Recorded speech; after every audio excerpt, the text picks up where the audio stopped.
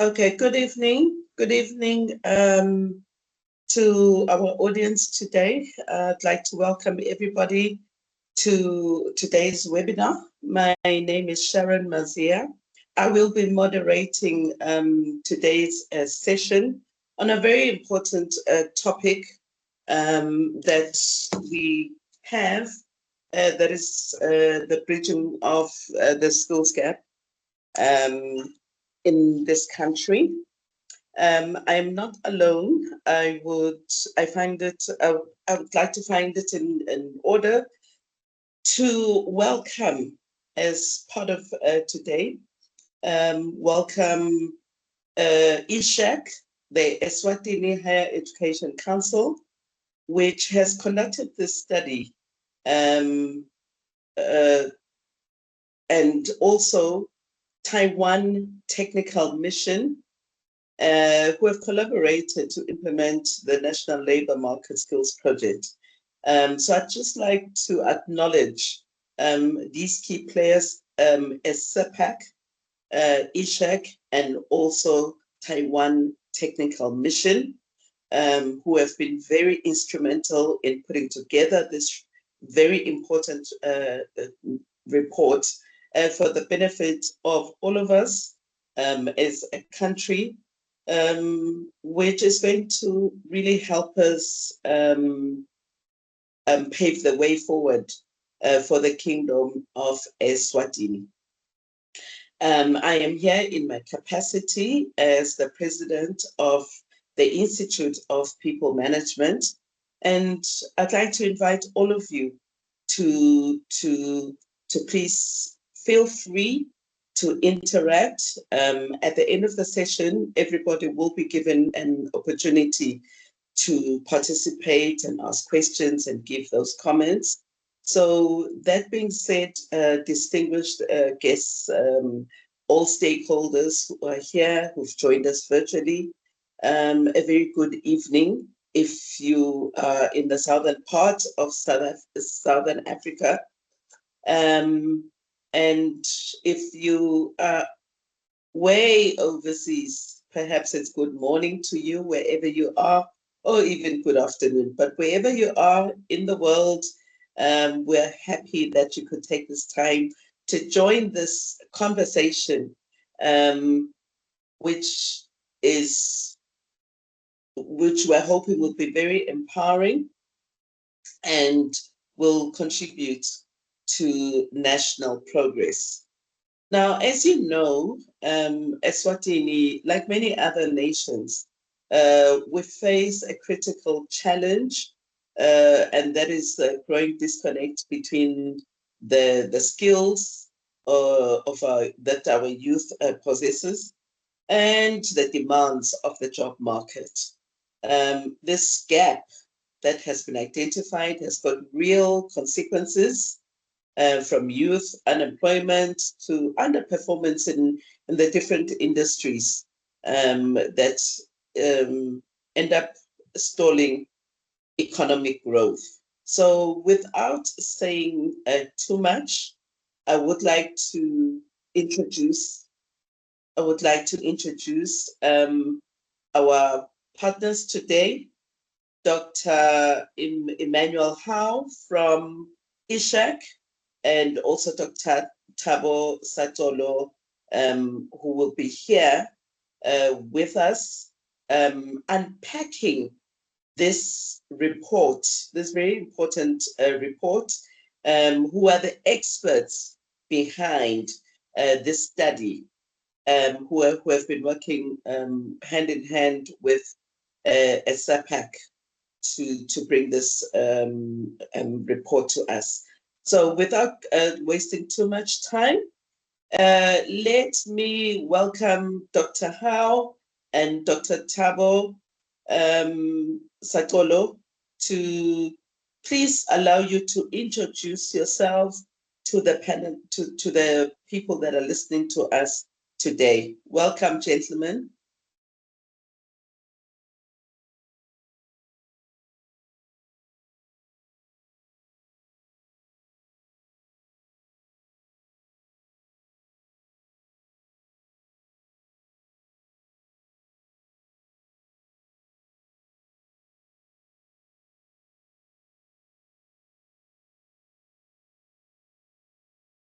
Dr. Howe and Dr. Sakolo, please join us in the discussion. Welcome.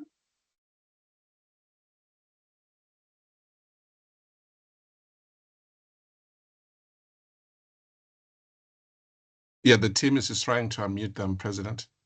They'll be joining shortly. Yeah. Okay, perfect.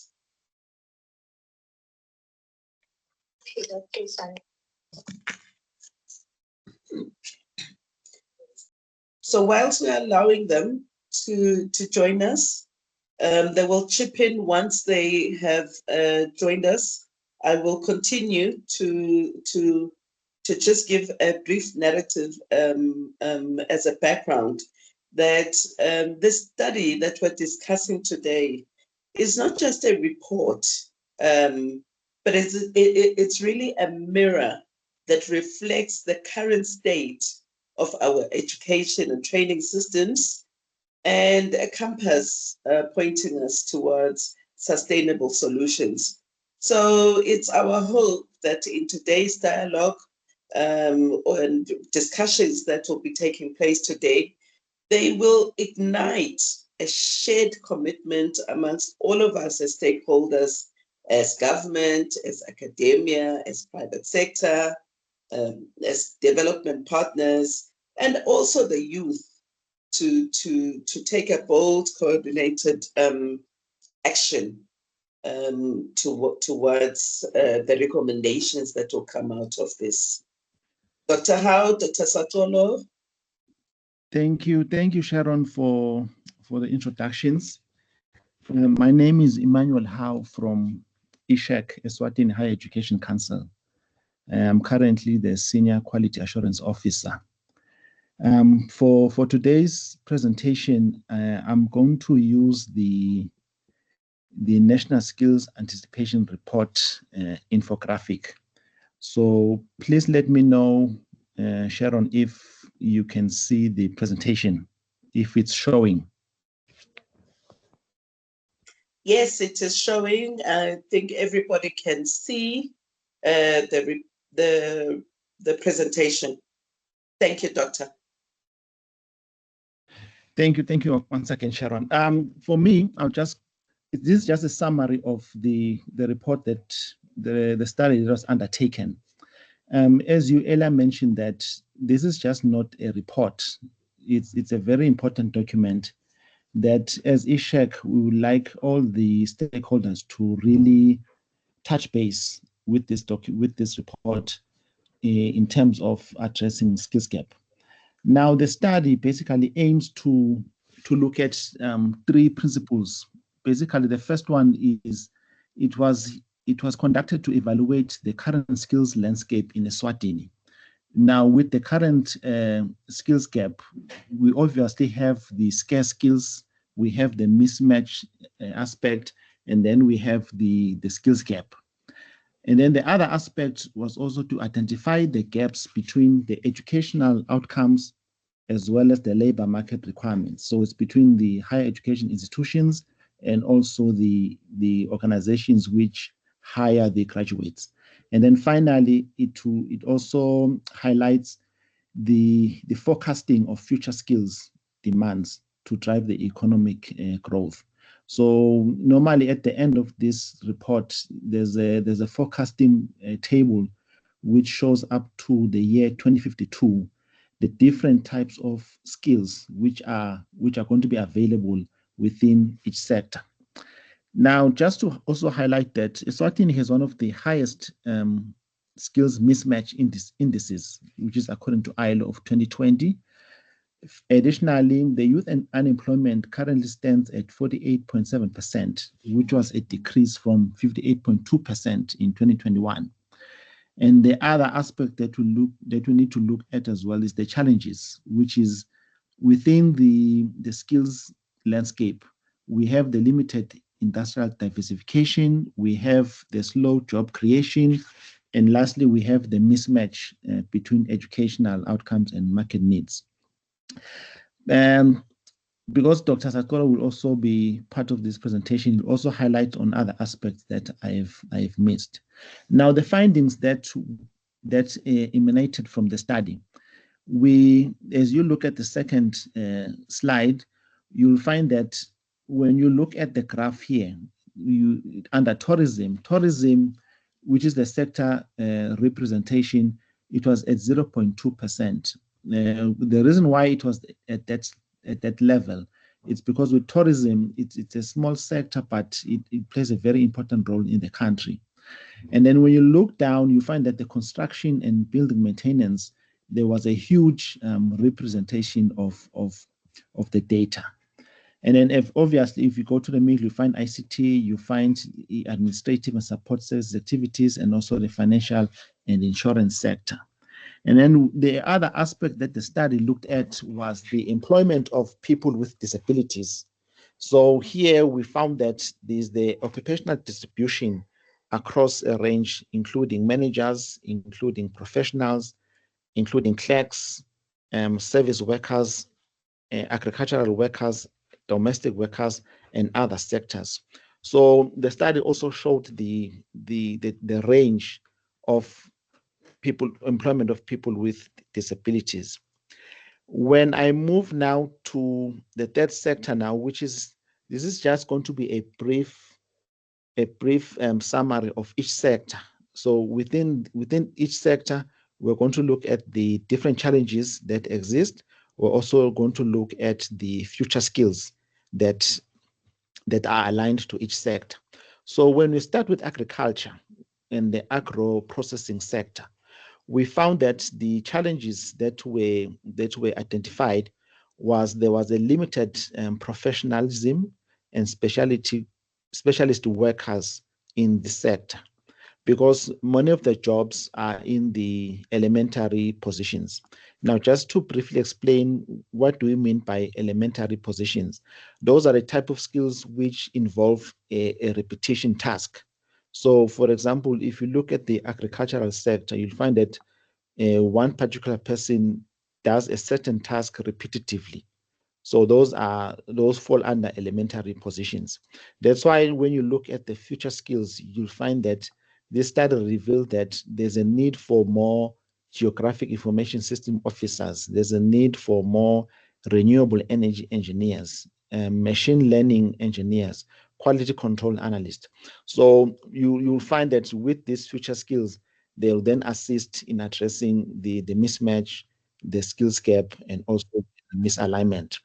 The second sector is the mining and energy sector, where now the challenge was there was a lack of dedicated training institutions in Eswatini to supply those various skills, such as geological skills, surveying skills, and also mineral processing skills. So the future skills within this sector, you'll find that we need energy transition consultants, we need helicopter pilots, we need also drone surveyors. Moving on to the third sector, which is manufacturing. So with manufacturing, one of the challenges was workers, they often lacked hands-on experience with industry-specific equipment. So in this situation, you'll find that a manufacturing company from outside the country will come into Eswatini already with its equipment. So they wouldn't have enough time to actually teach people to use that equipment. So that's why the lack of hands-on experience was a major challenge. That's why now the future skills, you see that we are now moving towards AI-driven quality control skills, embroidery, sewing, both dyeing, both data analytics, both machinist accounting. So those are the future skills that are required under the manufacturing sector. And then coming down to tourism, there was a glaring skills gap in this sector, which was focused on the lack of customer handling skills. And the other aspect was that employers had found it hard to fill such vacant jobs in this position with suitable candidates. So you'll find that even with higher education institutions, there are very few, if non-existent, which offer tourism programs. The future skills that the study obtained, proposed, was both technology integration specialist, sustainability manager, even digital marketing specialist. Then we move on to the ICT sector. So with the ICT sector, there was a challenge that there's a mismatch between qualifications held by a workforce and the specialized competencies required by the industry. So one of the factors of this is that the ICT space in Eswatini, it doesn't even have a professional body or a body which will sort of encompasses everybody. So that mismatch will exist.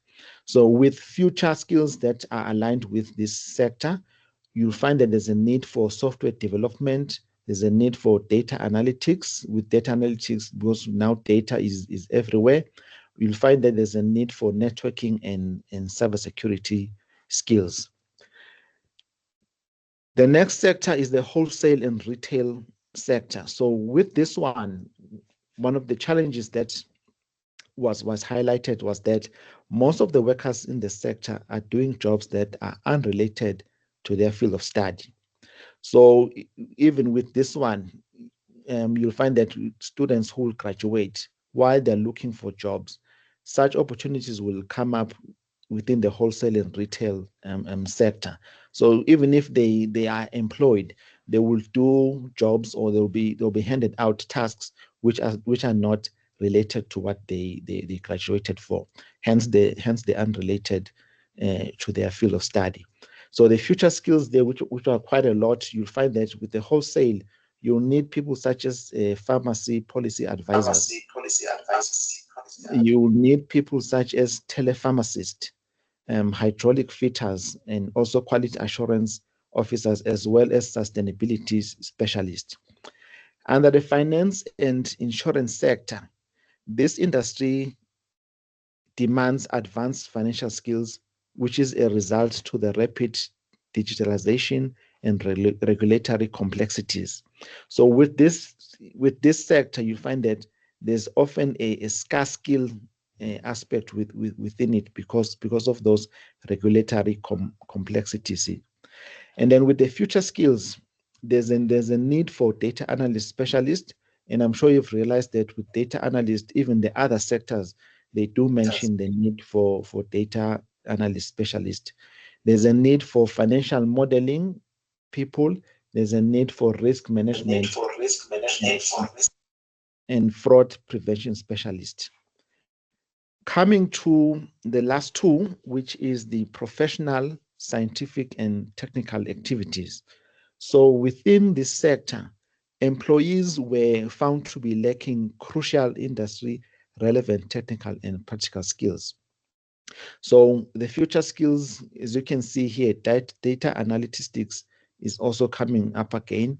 Sustainability engineer is another future skill which is common cutting across. We have the need for advanced manufacturing specialist and also cybersecurity specialist. And you can see that they also repeat to show that it's a future skill which is cutting across the various sectors. And then lastly, the construction sector. So the construction sector is reliant on technical and vocational education rather than the degree level education. So within this sector, the skills that the study highlighted was there's a need for augmented reality technicians. There's a need for automation and robotics specialists. There's also a need for 3D concrete printing specialists. And the challenge mentioned that the industry is reliant on TVET education rather than degree level education, it does focus on the skills aspect that needs to be aligned with it. And then coming to the fourth aspect, which is the employment trends. We did mention that the employment rate remains high, which is at 38%. And when we look at the graph on the right, you could see that with graduates who are between 2021 and 2025, you'll find that it is still closer to 50%, which is quite a high. Also for the unemployed, it's also a high number to say there's the employment trend. It does not show a good picture for the country. Coming to the fifth aspect, which is the employment timeline. So with the employment timeline, basically the study looked at issues to say, once you have graduated, how long does it take a graduate to actually be employed? And you could see that one of the possible causes of this trend is the increased competition. With the increased competition, it also aligns with the unemployment rate, because now it means more and more graduates are fighting for something from the small aspect of the pot. And also the slower job growth, with companies fighting for efficiency, fighting for effectiveness. Obviously, the issue of job growth, it diminishes. And also the skills mismatch. A student graduates with a BCom, but now when they are employed, they some that are willing to, because of circumstances, they will do anything just to continue with that job, even if it doesn't fit what they graduated for. And then lastly, the industry-specific disruptions. Many disruptions are currently happening in the industry. We recently were coming from COVID, we're coming from threats, financial situations. So those are some of the causes which affect the timeline for students to be employed. And then lastly, before we come to the recommendations, the study also discusses the issue of employment forecast. So in this instance now, we're looking at 2025 to 2033. And one of the high demand sectors is the engineering sector, because of the adoption of IT, of digitalization. It has become a high demanding sector. And within this 2025 to 2033, that forecast is going to be high. And the other aspect now is the slow growth sector, which is education and other niche scientific fields. I think here, when we talk about the slow growth within education, it's the misalignment between the teaching methods from the institutions and the way students or the young children are able to adapt to technology. And then the regional disparities, you'll find that employment growth, obviously it varies across regions, with urban areas which are likely to experience more growth than rural areas. And then the persistent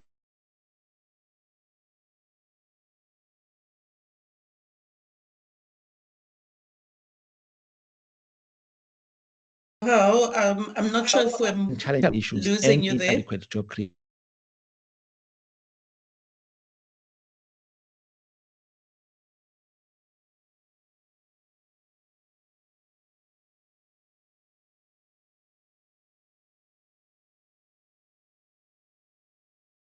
ngathi selahlekile dokotela.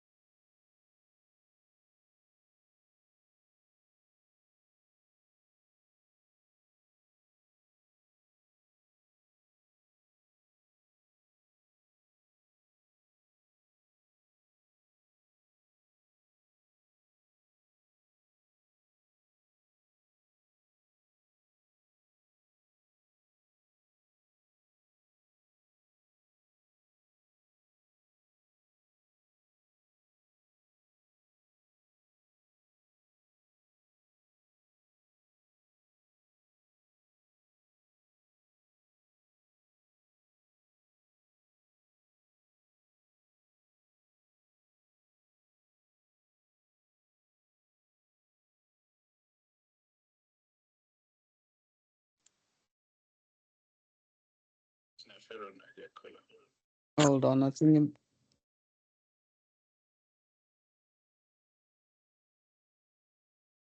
I'm double checking. Is Dr. Howe still audible on your No, end? No, sorry, It's just one not, we've second. We're lost trying it. to solve it. Yeah, just 1 second. He's not audible. Please, can you chip in while Dr. Howe is trying to come through? And once we're waiting for Dr. Sakolo to come through and Dr. Howe, maybe we can prompt the discussion that we have received. I can be showing you my lovely face in the meantime, whilst we're waiting for them to reconnect. We have received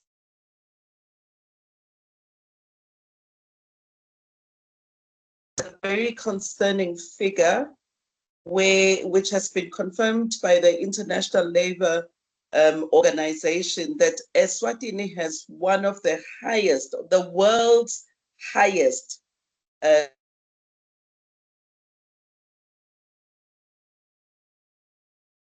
rate of unemployment, sitting at around 48%. That's almost 50%. That is a huge concern for us as a country. So I'd like us to also zone in on that, and hopefully with the recommendations, something is going to come through, which we will be able to give some input and discussion in that area. 50% is really high for anywhere in the world, let alone a small country like Eswatini. Dr. Howe, Dr. Sakolo.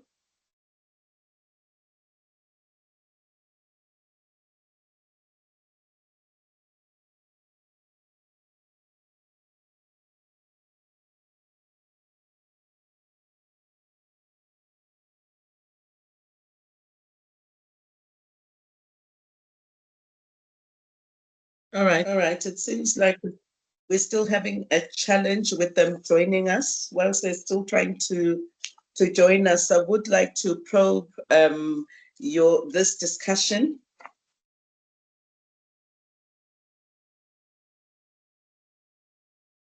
Down on the presentation that it gave us.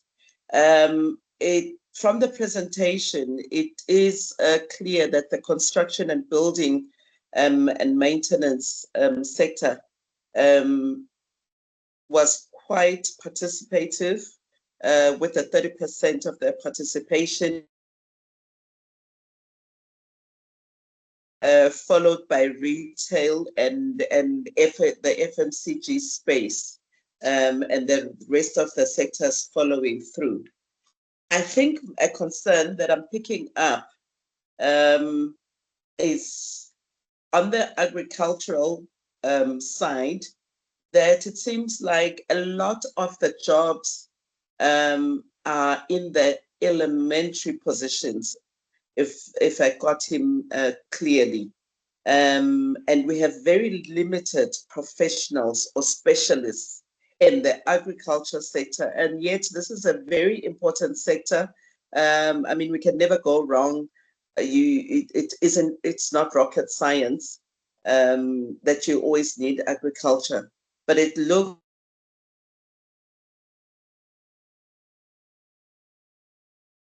the guys that stand that do the manual labor, the routine stuff, as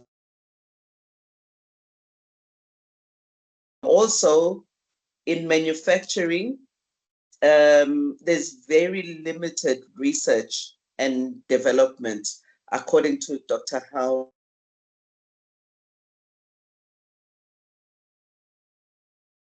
This cuts across, not only in manufacturing, in terms of our research and development, R&D in the country as a whole.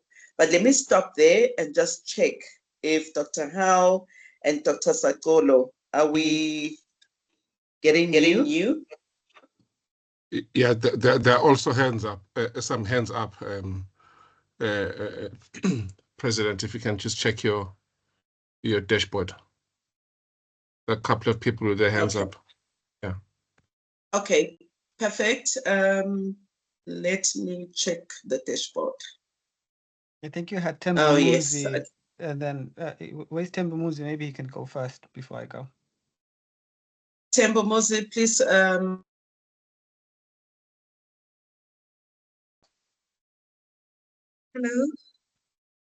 Hello. Good evening. Welcome. Yes, my name is Tembu Benzi Lamini. I am standing in for Dr. Satolo.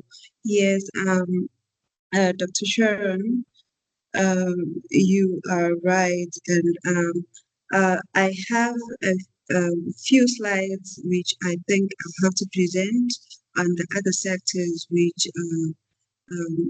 Mr. Howe didn't present. So I'll just join as soon as you allow me to share the slides.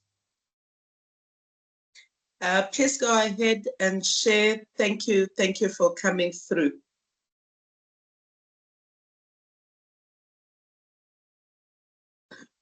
And whilst she's still trying to share the slides, I think it would be in order to acknowledge the team, the wonderful team from ESEPARC that worked around the clock. We'd like to congratulate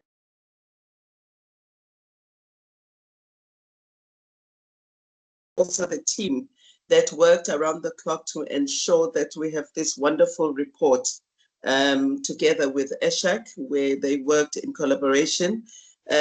Also to acknowledge Dr. Loretta Mkonda with your team that have really worked around the clock to ensure that you bring us this very important report that we need to share with the rest of the country and all stakeholders who would have an interest in making this impact in the country.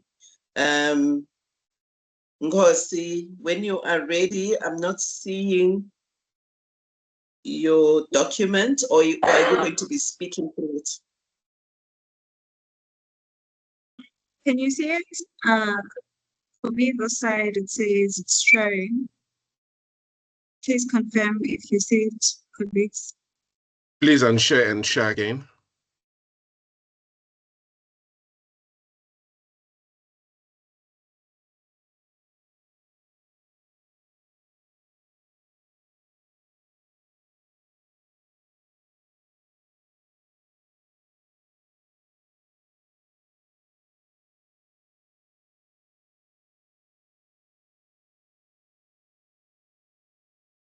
Do you see it? Perfect. We can see it now. So it's other sectors, right? It's other sectors, yes. I just put it on slideshow. Okay. I will present it like this because Dr. Howe has presented some of the like this. I just hope you can see the figures.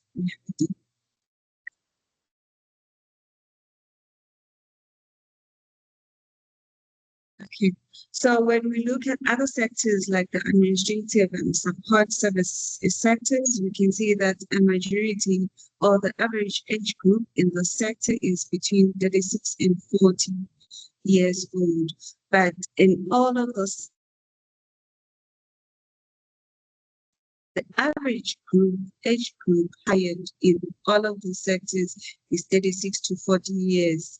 This means that the youth is not included in this, is not really included in those sectors. But please take note that those statistics means that this is the average of the age of the people employed in all of the sectors. And the sectors include administrative, support, and services sectors, the arts and entertainment.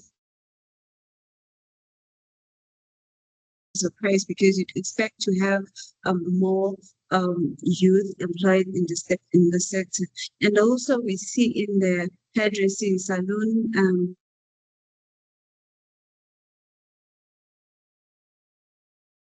employed. What is also surprising in this sector is that you find that a lot of it is a sector with the most people living with disabilities.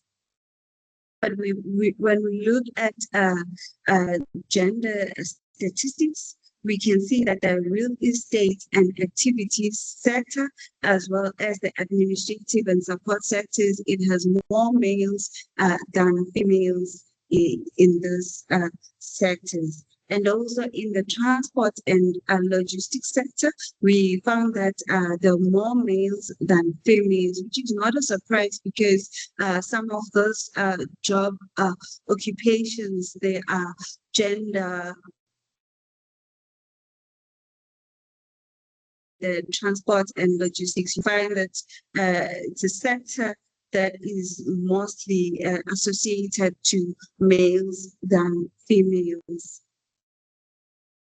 So in terms of the proportion of foreigners, we also found that the hairdressing salon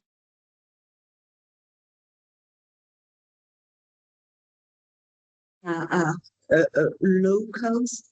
It is the sector that has more foreigners, but not compared to locals. In all of those sectors, we found that locals are dominating, but the hairdressing, salons, and beauty parlor sector, it has more foreigners. But also, this is not a surprise because we have people who are from Mozambique who are doing hairdressing who have hairdressing salons in the country. I see that there's a message. Am I audible to everyone? He says, am I the only one who can see the presentation? Please confirm if you can see the presentation. Yes, we can hear you. You just need to put it on slideshow so that it's big on the screen. Okay.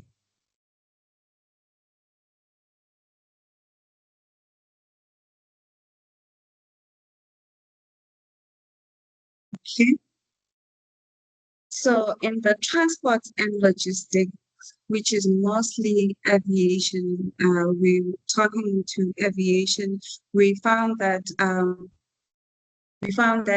there's a shortage of pilots and VIP pilots. We need VIP pilots to, particularly for the royalty.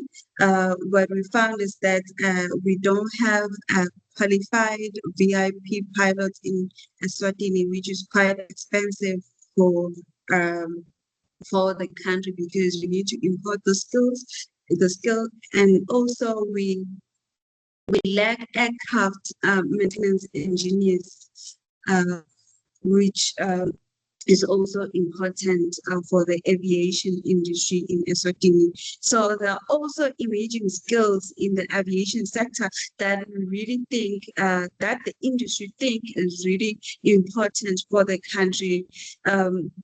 We need aircraft and air traffic management personnel, people who have studied AI and machine learning. We also need people who have studied electric and hybrid aircraft engineering. We also need people who have studied aviation, cybersecurity, people who have studied human factors engineering, and unmanned aerial systems operators. These are the emerging skills that our local or our Ministry of Education should look into and invest in the skills, because those are the skills that the aviation industry will need in the future. So in terms of, because the study is divided, or the study was informed by 3 surveys. The first survey was looking at the employees' perceptions, gathering information from employees. So that was the employee survey, and we also had the training institution survey, where we were talking to the training institutions to get their feel and also what is existing in the training institutions. We also had a graduate survey where we were interviewing graduates, getting their experiences, understanding their qualifications and the skills that they have, that the industry may absorb. So for now, when we look at the training institutions, the results from the training institutions, we talk to local training institutions where we found that a majority of the highest absorbent institution is UNESCO, where it's UNESCO followed by Limpopo and also ECOTS and the Institute of Development Management. So when we asked the training institutions that do they interface with companies, do they engage companies to inform their decisions, we found that only 36% of those training institutions engage companies to make decisions regarding skills development and also curriculum development, which is a huge concern because whatever that we produce locally will be absorbed by the industry. So the industry needs to work hand in hand with the training institutions so that we produce good quality skills for the country. So when asked on suggested improvements, the training institutions also suggested that they need more practical training. They need to produce more practical training opportunities. And they also recognize that their curriculum must align with industry training needs. And they also suggested that there should be better career guidance services provided by those training institutions. So part of the project was also looking into the Taiwan technical project, which is called the Eswatini Technical Vocational Skills Certification Enhancement Project, which is funded by the Taiwan Technical Mission. So this project focuses on skills development in the TVET sector. So it has beneficiaries. So 65% of the beneficiaries of this TVET project are formally employed, and 30% of the TVET project beneficiaries are self-employed, while a 35% of the project beneficiaries are unemployed. And also, we assessed their incomes before they received the project support. So in essence, this project, it offers trade testing support to the beneficiaries or to graduates who have studied vocational training. So we found that after engaging with the TVET enhancement project and being trade tested, which is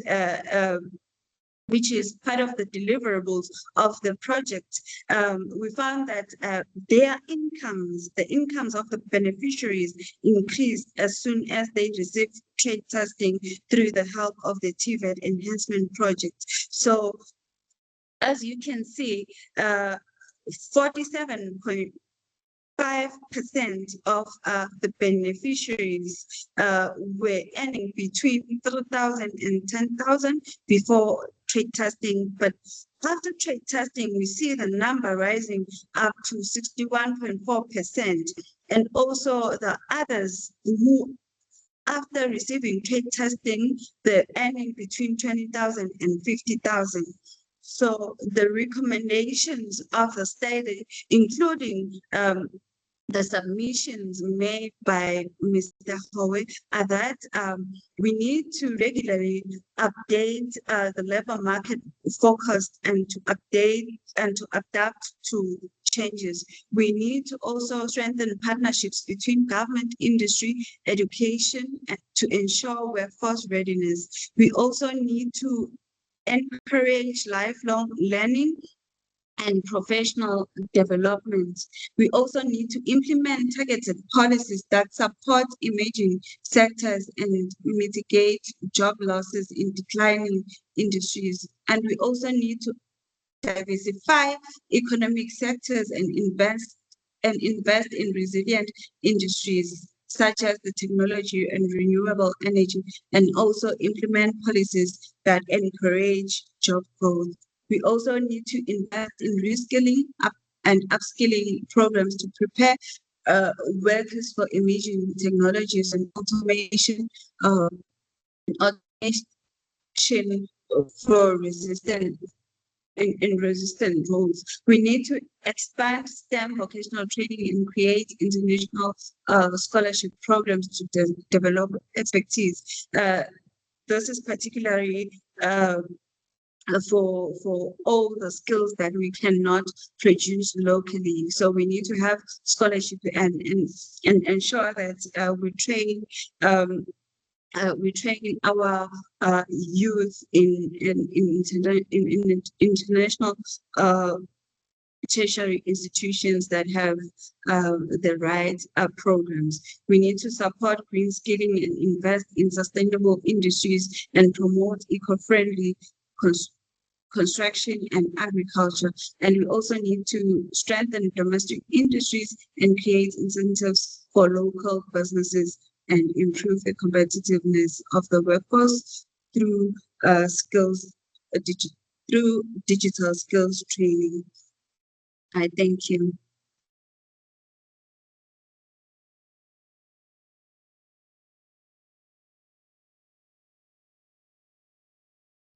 Thank you very much for that great presentation. I'm looking at the time. I'm very cognizant of the time that we have left. Perhaps this would be an opportune time to just allow anybody from the floor to make a comment. I can see Meli, your hand is up. Pinda Makakula, I can see your hand is up. Can I give you an opportunity to say something before we proceed? Thank you. Can I call him Tomben? Okay, thank you, Donny. Thank you, Tembu Menzi and the team, and this is a very insightful presentation.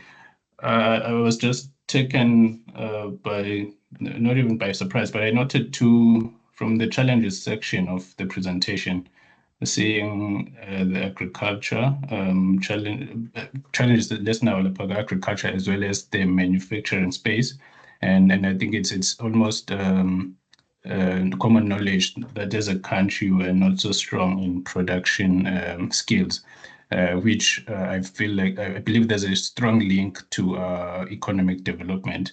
We don't produce a lot. We don't, which agriculture is one of those sectors that we could be leveraging on, or rather making a lot of investments there and knowledge so that we produce, and manufacturing. We're still importing a lot. We do have manufacturing plants in the country, but I believe there's a lot of money that they pay outside of the country from using consultants or even companies that are coming outside of the country.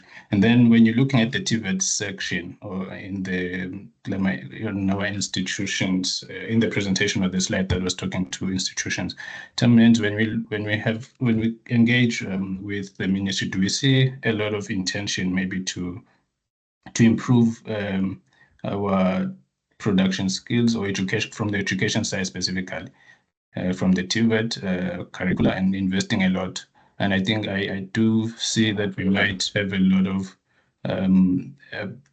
unemployed people that probably even go into the mainstream or higher level institutions, but could be taking advantage of the production skills that are taught good TVET. But I do feel within a corner, there's probably a lot of development that's required from what they offer and the continuous improvement so that we are able to cover the higher technical manufacturing skills that we can use inside the country. It's just from a development or forward-looking, is there intention, or are we hearing anything from the ministry that talks to investing much more? Just from your slide, probably I saw two TVET institutions, and there are very few people that are taking up education from those spaces. Thank you.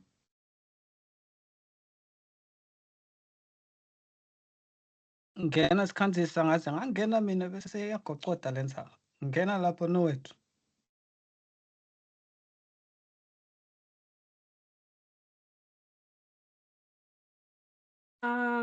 Hi everyone. I just wanted to thank the team for the presentation. It's very informative. I think for me, I just want to speak to the recommendation, the job creation and innovation policies. I just want to make a comment on what Dr. Howe presented when we saw the gap between graduate unemployment and the self-employment. There's a huge gap there, because when you look at how many people are unemployed, it's 38%, and then those that are in self-employment, it's 13%. So I do think that it's a good plan to advocate for Lama policies that support job creation, and also just to stimulate entrepreneurial thinking across board. I think entrepreneurial thinking should be in each and every field, so that it just is positioned as a first option rather than even a fallback. I believe in this conversation. Thank you. Siyabonga sikhanzisa nawe. Mfumben, nama sengilobole kancane. Not sure if kuyavela lana. There we go. Just two thoughts as stress ngathi bofuna igoqota nga 12:30 sharp, but I just have two quick thoughts that I wanted to share. The first one being the environment globally is changing quite quickly with regards to skills and alignment thereof. In the advent of AI in particular, le AI yathi bahlala bakhuluma ngayo, but le tinto leseyitenda nyalo setiyamangalisa kakhulu. I'm pretty sure nje kwanami in 3 or 5 years khona i-agent lengayitraina la ku-AI iyende le nto lengivuke ekuseni ahambe ngiyoyenda. So with that in mind, my thought is that we probably need to cultivate an attitude of career agility across the board. By that I mean bantu bakwende kube quite normal ukuthi although your primary skill wafunzela kuba agriculture noma economics or whatever, but ukhona lokuthi uthathe lama skills la transferable, ukhona kungena la khona ama opportunities akhona. I see if we cultivate that, just institutionalize the ability to move between sectors as the pace of change continues to accelerate, I think everybody will be in a better position, other than pigeonhole yourself perhaps too early in your career. I mean, vele ngathi ngena ngalana sohlala khona, kinds of the opportunity in that space has disappeared. So I don't know exactly how we do that, but I would hope that we keep in conversation about how do we cultivate a culture of a career agility and cultivating transferable skills so that people are not stuck in a vertical. La kona Phansi ukuthi sekude imisebenzi. All right.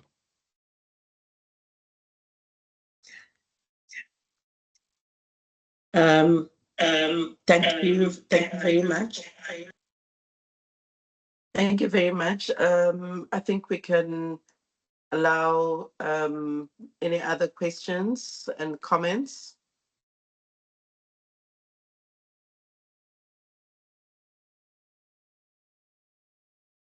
Am I the only one who's not able to raise this? Okay, can I say something? Okay. So on the TVET sector, we have the Taiwan Technical Mission that is heavily involved in the TVET sector. So there are prospects, there are new projects that are under the way, like developing a national skills certification framework for the TVET sector, and also aligning those certification frameworks with the SADC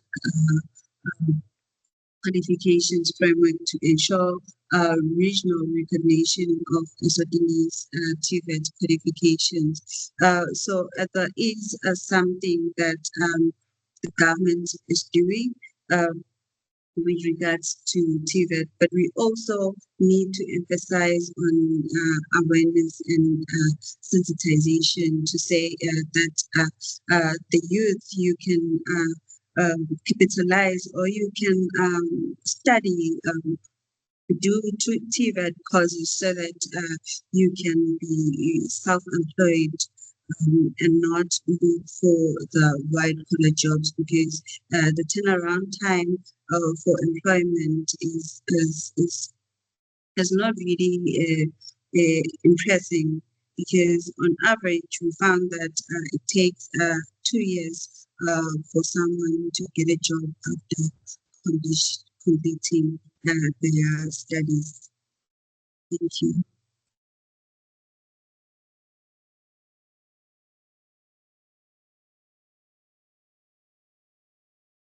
Thank you very much for that submission.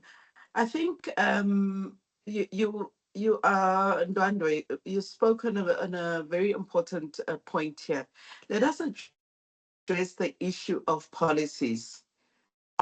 Is the environment conducive already to allow this agility that we're talking about, to allow these changes, to allow these recommendations that you have presented to us? Because I think the starting point has to be with the policies. If the policies are not conducive, then everything else becomes a struggle. Your comment around that? That's a very great point, Nkango. Here's my thought around policies. Now, I don't pretend to understand the machinations of how that world works, but I simplify it this way. Policy is the ultimate expression of political will. So that means the people who are enacting those policies have to see this as a problem, first of all, and then have the ability and the incentives to make it so. So because I don't understand how to make that work, I always look at the world from the position of the market, which is how do you get the recipients of these skills or the users of these skills to demand the right skills and hence get alignment. When I talked about cultivation of agility, I was thinking of it on the supply side, which is the people who have these skills, just to be a large majority of the people who are part of LGF, I assume, are the skilled workforce that we're talking about. Kutsi, Bona, how do they take something out of this discussion that's useful for them in how they approach their careers? The policy side and the demand side, which are the politicians and the corporations, I'll be very honest with you, I don't know how you do that at scale.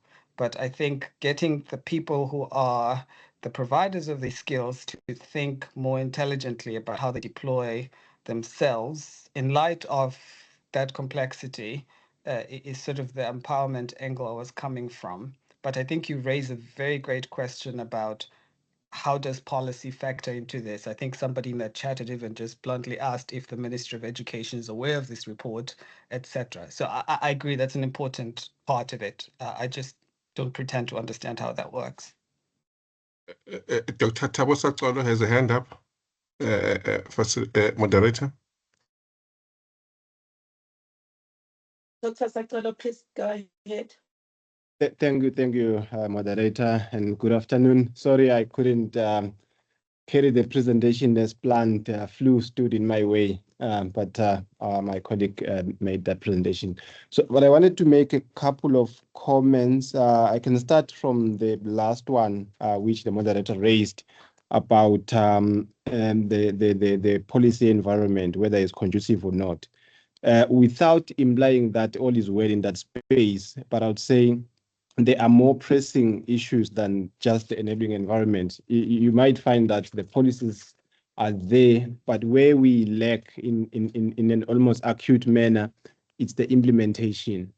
You would find that some policies are developed in Eswatini and other countries will come, take that policy, replace Eswatini to maybe Seychelles or Mauritius, implement it as is, and then they take them from one point to the next. So implementation is one biggest loophole. I was reading the NDS, the National Development Strategy, not so long ago.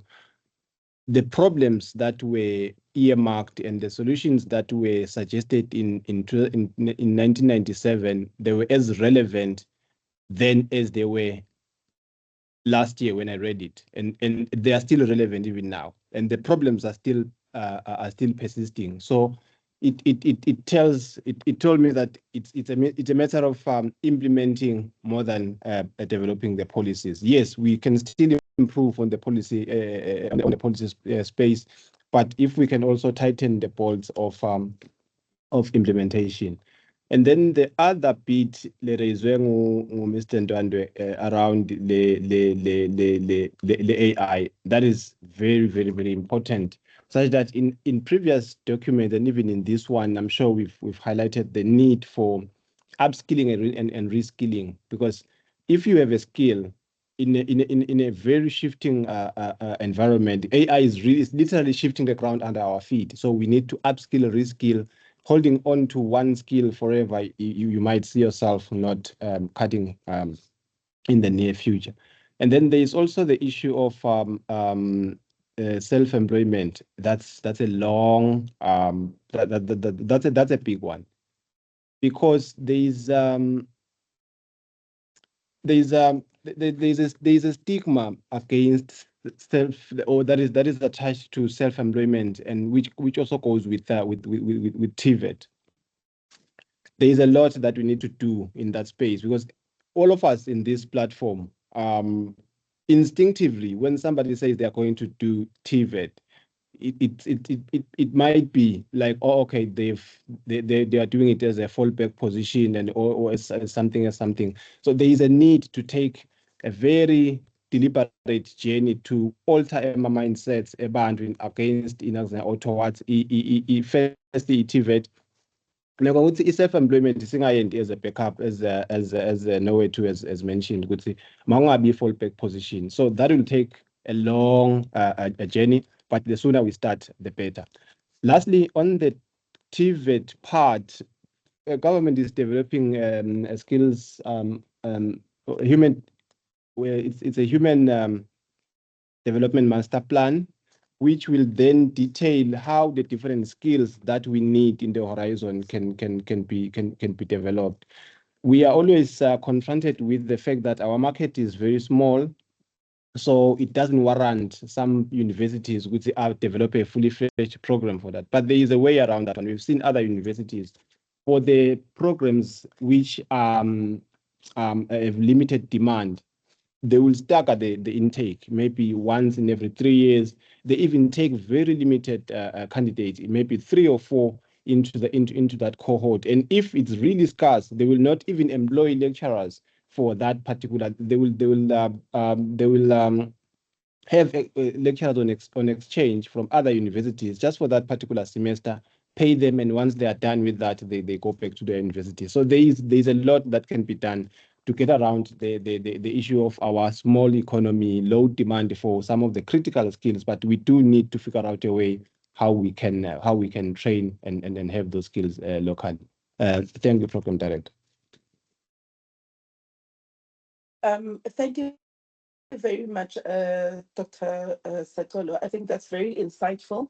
And perhaps the question to ask is, are the employers Eswatini actively involved in shaping these training programs that we're talking about in the different institutions? When you were doing the study, did that come out strongly? Because I'm looking at the participation and the percentages of the different sectors that participated in this study. Do you feel that the employers generally in the Kingdom of Eswatini are actively involved, and is there a will in shaping these training programs and curricula?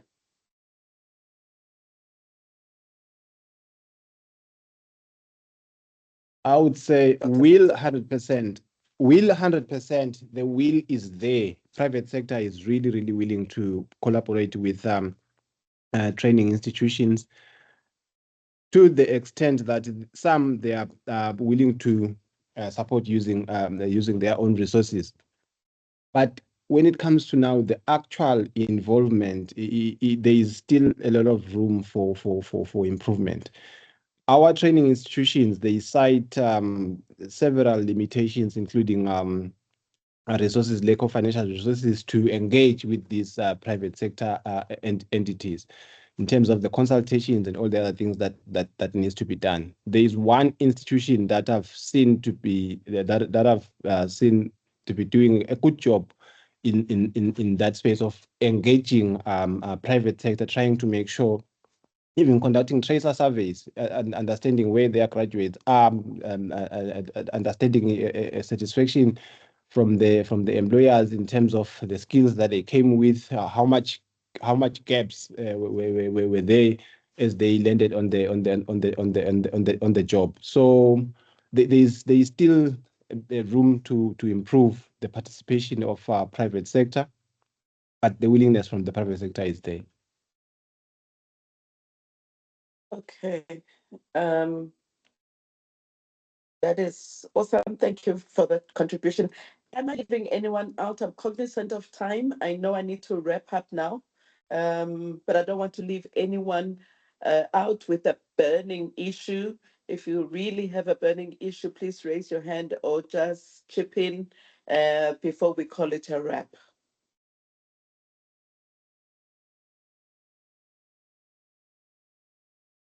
Mina ngiyawuthanda vele umbhobho mcanga, ngibona vele u-wrap up. Please go ahead.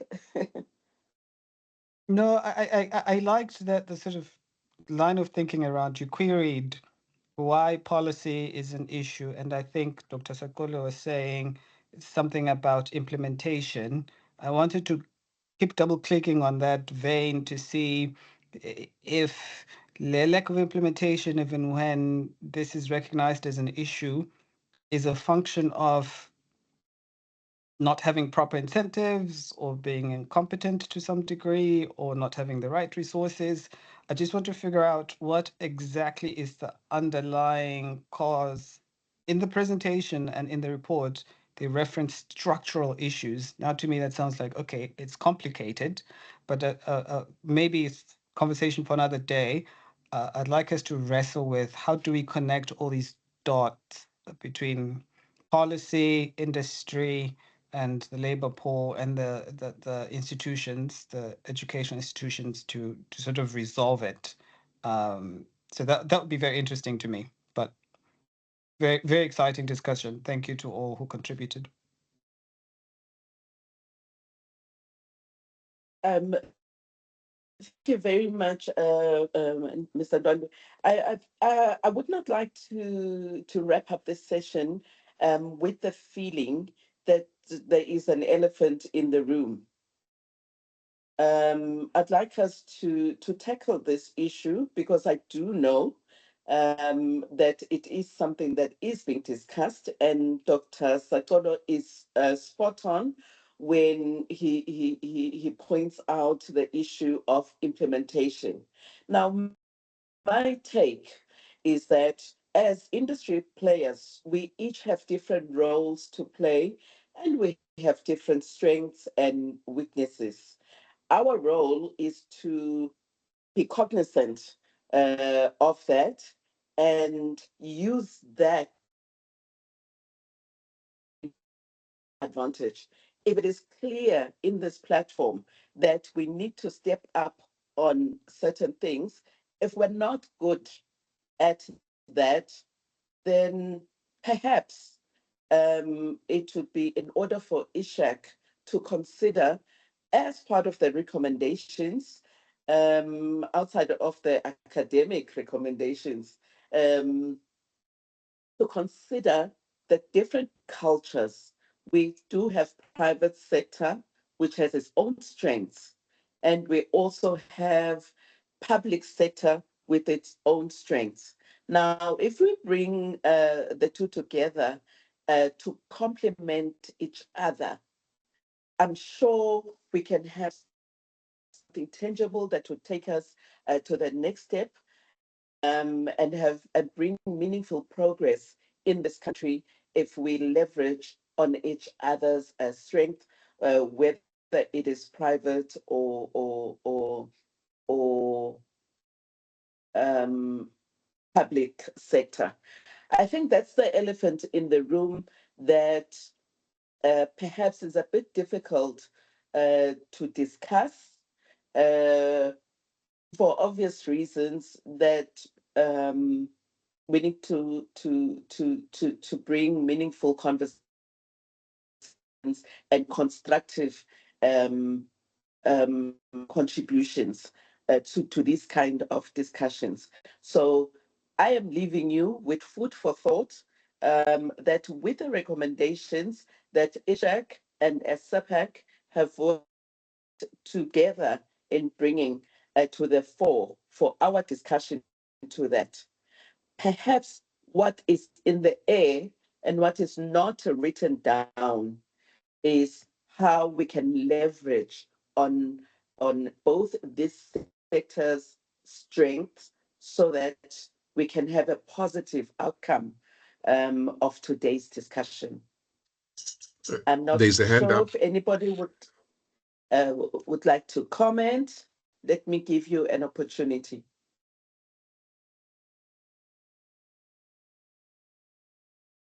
Thank you very much, moderator. Basically, this is a very interesting discussion this evening. One of the things that I'm picking up as all of you are talking is the challenge of silos. People are working in their own silos. There is need to collaborate between all the stakeholders, engage each other, and come up with, relevant solutions to this big word called agility. It's a change issue, this one, and we know there are so many changes. One of us touched on the introduction of artificial intelligence. And when you look at this whole thing, I I do agree that the issue is implementation. There's so much information in this country, but the challenge, like we say, it's because people are working in their own silos. I don't know who has to take the responsibility to break those silos and let people have the platforms where they can share and work together, as well as, yes, to a certain extent, the policies. The economy, as we speak, is not in the hands of the local citizens, especially the youth. Some of the policies, they're still defeating the purpose of them being agile in the economic space. When they go to the banks to get loans and all those things, they still don't have the property rights, or the land tenure system is not so favorable to them. So there are a number of issues, I guess, and I might want to expand, but the time is not on our side. Thank you. Thank you, Tuli. I can see Dr. Howe, your hand is up.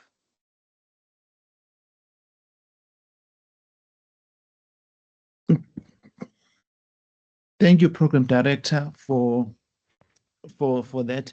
I'd just like to add the issue of the silos and working together within the industry. As ESHEC, normally what we do is, because we have standards that we use to assess institutions, normally if an institution wants to introduce a new program, we do enforce that we need proof of engagement with industry in terms of in needs assessment to say that particular program that you want to introduce, is it what the industry needs? Now, with the study, it gives a very good reference point to say, here's the study. It actually show you that these are the skills that are needed, these are the skills that are mismatched, and then it easily links to what you want to introduce.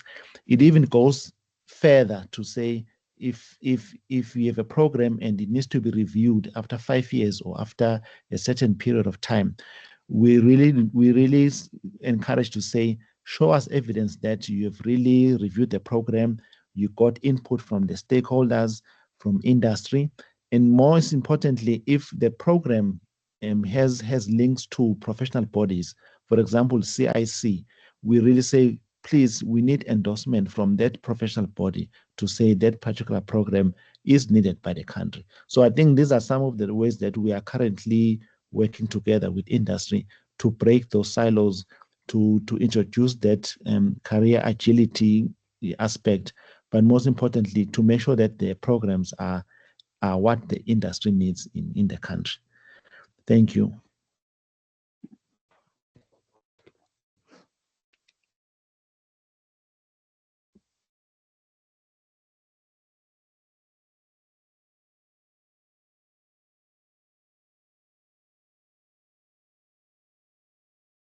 Thank you, Dr. Howe. LGF, before I wrap up the session, let me also give you an opportunity to have something to say before I close today's session.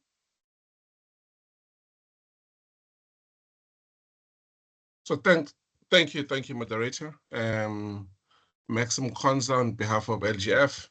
Really let us take the opportunity to extend our gratitude, firstly to you, Sharon, for coming through to moderate the session. In addition to that, we definitely want to express our appreciation to our to two collaborating partners in terms of this webinar, ESHEC and ESEPARC. Really, the webinar itself has really highlighted the urgency of closing the skills gap, but it has also reminded us of the power of collaboration, especially across sectors. We really are encouraged by the engagement, this evening's engagement, the conversations, the ideas shared, the frustrations expressed, and the resolve shown throughout the session. Hopefully this is a beginning of practical steps towards aligning our education with opportunity, because we now have the data to inform decision-making as well as policy. Clearly, together as citizens of our motherland, we are positioned. There's no generation that is better positioned to put a dent to what we've been discussing, the mismatch between what is produced as well as what industry is able and willing to take. Above all, there's emphasis from the session that all of us, regardless of age, and that includes me, we really need to be adaptable and ready for the future. Otherwise, thank you, Sharon, and let me hand back over to you.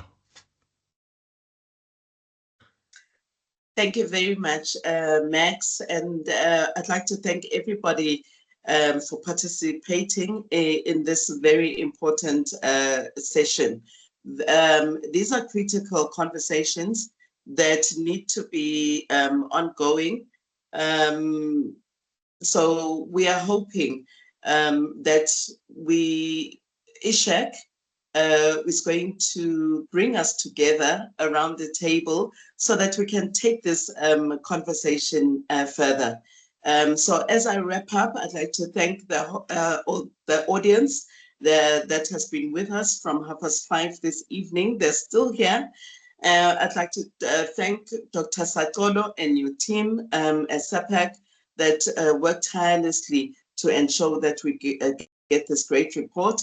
Thank you, Dr. Loretta Mkonda and your team, who have also worked hard behind the scenes to bring us this very important report that we're discussing today. My closing remarks, really, and the words, what I leave you with is, I would like to tap on what Dr. Satolo spoke on, the issue of implementation. We need to be, we need to take it up. And on a serious note, we cannot be having all these reports spanning back a number of years, and other industries and other countries are using our reports because it seems like our shortcoming is on the implementation side. So we would like to plead with decision makers, those who are able to take up what has been brought to the fore today, to please take up the issue of implementation. And I think there was a comment earlier on which touched on a culture shift to allow this implementation that we are talking about. What is the greatest thing, the barrier that is keeping us from implementing this great work that we come up with, but it is, and then we have a challenge. So on that note, I wish you all a lovely evening, and I kindly ask ESHEC to please use this as a baseline for future conversations. Have a good evening. Thank you, everyone. Good night. Good night. Thank you. Siyabonga. Good night. Thank you. Thank you. Bye-bye. Thank you. Thank you. Thank you. Bye. Thank you. Thank you.